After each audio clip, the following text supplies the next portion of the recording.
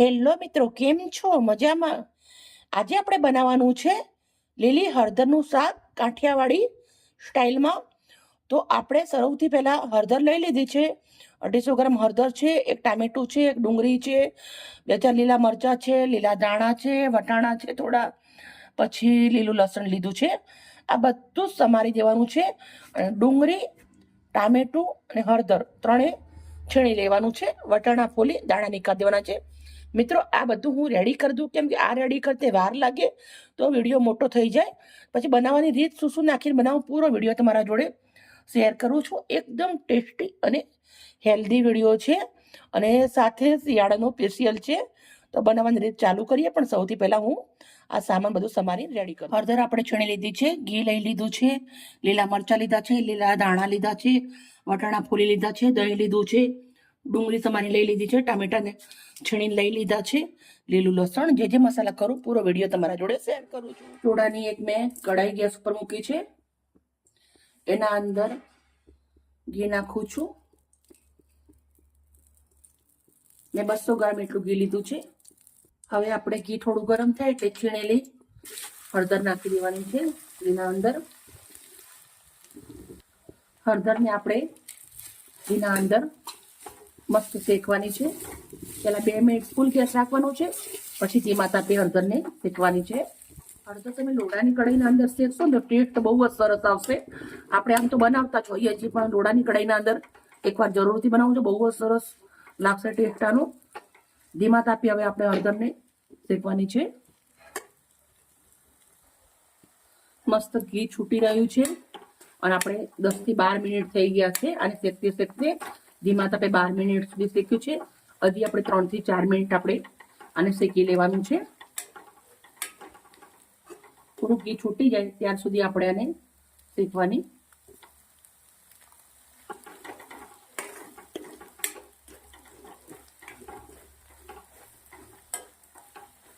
Total આપણે ધીમા તાપે 15 મિનિટ જેવું હળદરને શેકી લીધું છે.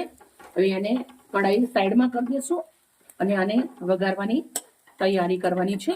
પેલા ગ્રેવી કેવી રીતે પકાવી છે, શું મસાલા નાખવાનો છે, પૂરો વિડીયો તમારા જોડે શેર કરું છું. તો કઢાઈ સાઈડમાં કરી મોટા ચમચા એટલું પાછું ઘી લેવાનું છે. ખાંડીના અંદર ઘીને ગરમ થવા દેશું.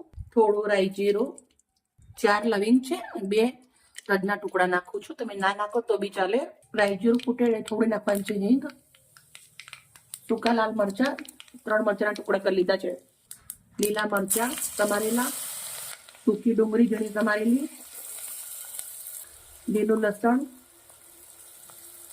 લીલા ફ્રેશ વટાણા. હવે આપણે આને મસ્ત ઘીના અંદર સાંતળી લેવાનું છે. શાકભાજીને વટાણા, ડુંગળી, લસણ બધું જ ઘીના અંદર ચડવા દેવાનું છે. ઢાંકી દઈશું, થોડી વાર ચડવા દઈશું. સીબું હટાવી લીધું છે ને આવી રીતે આપણે 3 થી 4 વાર ફેરવવાના છે. વટાણા સરસ પાકવા દેવાના છે. વટાણા ને ડુંગળી સરસ પાકી ગયું છે. હવે જે ટામેટું ખમણેલું છે એ નાખી દઈશું. સાથે આપણે મીઠું નાખી દઈશું. અને થોડી વાર પાકવા દઈશું. 5 મિનિટ 5 થી 7 મિનિટ સુધી સરસ મજાનું આવી રીતે હલાવી ને સરસ શેકી લીધો છે મસાલો. હવે અંદર આદુ અને લસણની પેસ્ટ નાખું છું, મોટી 1 ચમચી. એને નાખ્યા પછી પણ આપણે 2 થી 3 મિનિટ આવી રીતે એને પકાવવાનું છે. 2 થી 3 મિનિટ થઈ ગયા છે.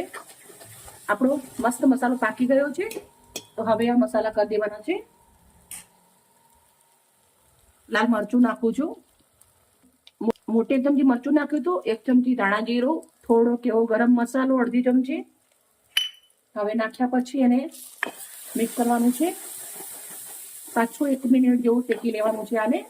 ઘી છૂટે ત્યાં મસાલો સરસ શેકાઈ ગયો છે. તો દહીં નાખી દઈશું આપણે. મોરું દહીં લીધું છે, અડધી વાટકી મેં.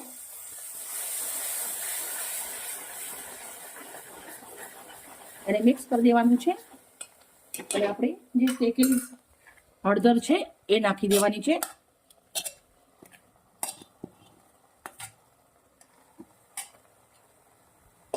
સાથે આપણે લીલા ધાણા નાખી દેવાના છે. સરસ એને મિક્સ કરી દેવાનું છે. કાઠિયાવાડી હળદરનું શાક રેડી થઈ ગયું છે. એકદમ ટેસ્ટી છે, હેલ્ધી છે, બહુ જ સુપર છે. મહેનત લાગે છે પણ બહુ જ સરસ બને છે. અને મહેનતનું ખાવાનું તો કેવું મીઠું લાગે ને આપણને, એટલે થોડી મહેનત કરવાની, મસ્ત મજાની સબ્જી બનાવવાની. તો 2 થી 3 મિનિટ સુધી આપણે આને શેકી લેવાનું છે. તમે જોઈ શકો છો આપણું સરસ મજાનું શાક શેકાય છે અને મસ્ત ઘી છૂટી ગયું છે. તમે એકવાર બનાવી અઠવાડિયા સુધી આ સબ્જીને ખાઈ શકો છો. મિત્રો, આપણી સબ્જી રેડી થઈ ગઈ છે. તો આપણે ગેસ બંધ કરી દઈશું. ઘી પૂરું છૂટી ગયું છે. હવે આપણે એક કાચનું બાઉલ લીધું છે, એના અંદર સબ્જીને હું સર્વ કરું. મિત્રો, આપણું શાક મેં કાઢી અને સજાવી દીધું છે. અમારી વિડીયો સારી લાગી તો પ્લીઝ અમને લાઈક કરજો, દોસ્તોને અંદર શેર કરજો. અને આવી જ મજેદાર રેસીપી સાથે કાલે પાછી આવીશ. Bye bye.